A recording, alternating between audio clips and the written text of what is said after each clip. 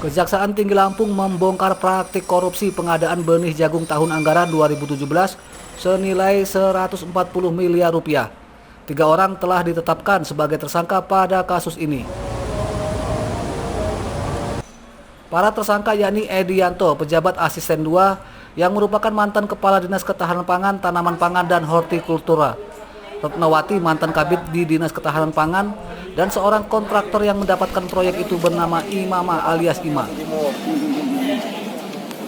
Ketiga tersangka kini belum ditahan karena pihak Kejaksaan Tinggi Lampung masih menunggu hasil audit yang merugikan negara atas korupsi itu oleh Badan Pemeriksa Keuangan atau BPK. Dengan penanganan perkara jagung, data yang kami peroleh dari teman-teman Bitsus untuk pemanggilan terhadap tersangka masih diagendakan.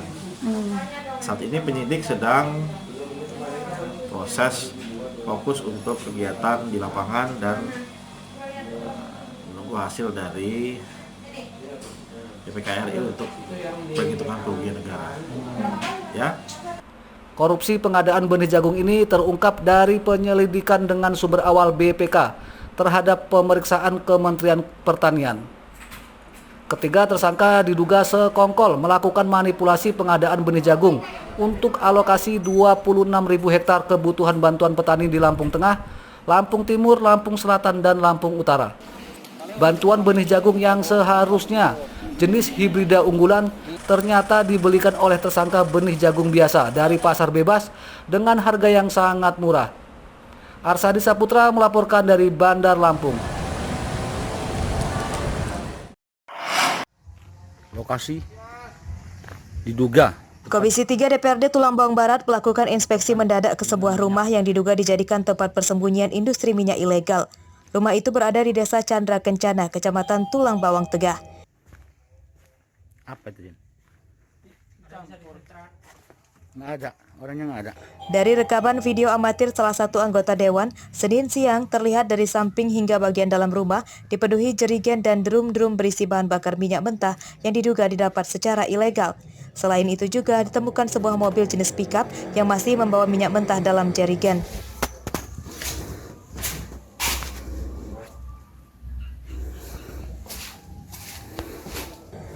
Melihat hasil temuan itu, pihak Komisi 3 DPRD setempat meminta polisi segera menangkap pemilik usaha minyak ilegal, bahkan disinyalir tempat pengoplosan minyak itu.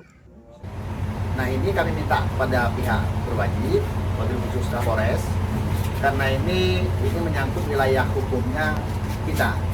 Jadi kami selaku wakil masyarakat, wakil rakyat, penyambung lidah rakyat, kami minta ini segera ditindak. Informasi yang kami dapat di masyarakat ini di beberapa titik di Tulambang Barat ini melaksanakan minyak ilegal ini. Ini kan ilegal, merugikan negara. Saat inspeksi, pihak Komisi 3 DPRD Tulambang Barat tidak menemukan satupun pekerja atau pemilik usaha ilegal itu. Informasi kedatangan para anggota dewan itu kemungkinan sudah bocor, sehingga para pekerja maupun pemilik sudah melarikan diri. Ardi Yohaba laporkan dari Tulambang Barat.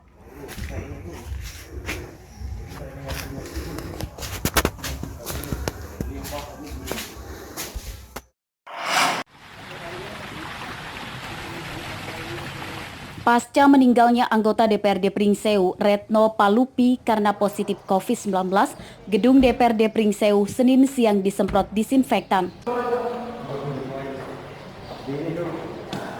Seluruh ruangan mulai ruang rapat paripurna, ruang komisi, ruang partai, ruang ketua, dan wakil hingga toilet disemprot disinfektan oleh petugas BPBD setempat. Penyemprotan disinfektan ini bertujuan untuk mencegah penularan COVID-19.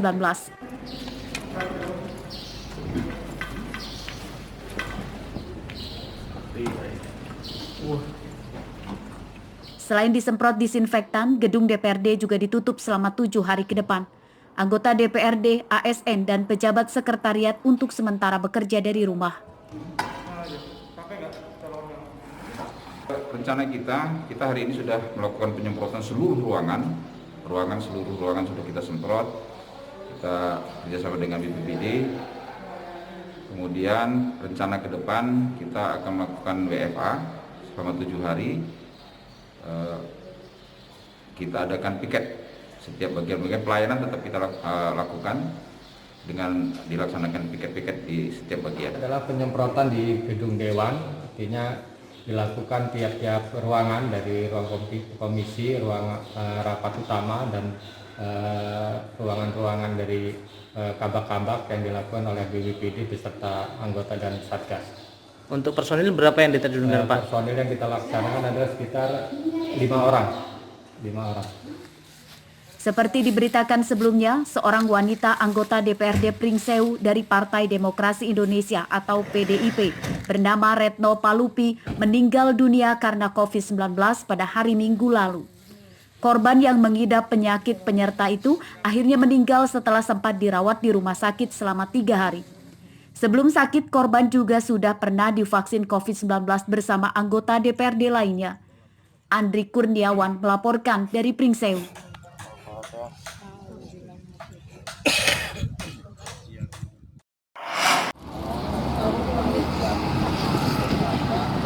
Polres Lampung Selatan meningkatkan pengamanan di sejumlah objek vital yakni Pelabuhan Bakahuni dan Bandara Raden Inten II pasca kejadian bom bunuh diri di Makassar.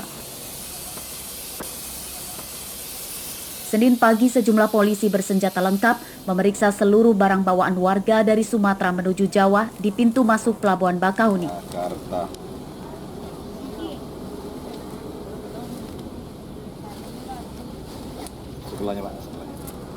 Seluruh warga yang naik kendaraan angkutan umum, bus, dan mobil pribadi tidak luput dari pemeriksaan ini. Peningkatan keamanan ini supaya polisi tidak kecolongan dengan adanya aksi teror atau penyelundupan narkoba dan barang berbahaya lainnya. Setiap hari polisi akan menurunkan hingga 3 regu yang masing-masing regu terdiri dari 15 personil.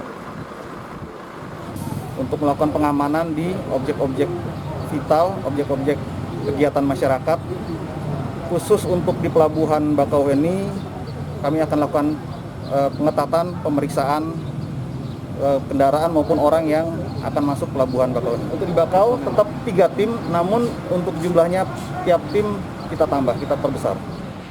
Pada pemeriksaan ini, polisi tidak menemukan barang bawaan penumpang bus dan mobil pribadi yang melanggar hukum seperti narkoba, senjata, ataupun bom. Pemeriksaan serupa akan digelar secara berkelanjutan untuk meminimalisir kejahatan teror bom oleh warga yang berangkat dari Sumatera. Ari Susanto melaporkan dari Lampung Selatan.